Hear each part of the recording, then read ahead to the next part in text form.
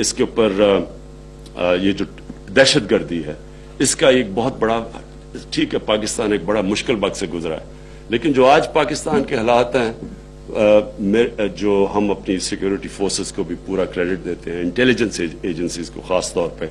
जिस तरह इन्होंने इसका मुकाबला किया है, लेकिन आज माशाल्लाह पाकिस्तान एक सिक्योर मुल्क है।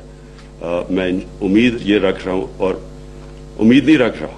हमने अगला जो PSL है पाकिस्तान, सारा वो पाकिस्तान में होगा बजाय कि वो दुबई में हो। वहां खाली स्टेडियम्स में, मैं तो क्रिकेटर, मुझे तो पता है कितना बोरिंग होता था खाली स्टेडियम्स में खेलना, तो पाकिस्तान के अंदर PSL सारे स्टेडियम्स, अपनी टीमें अपने शहरों के अंदर वो ज्यादा होगा। तो आज जिधर हम खड़े हैं,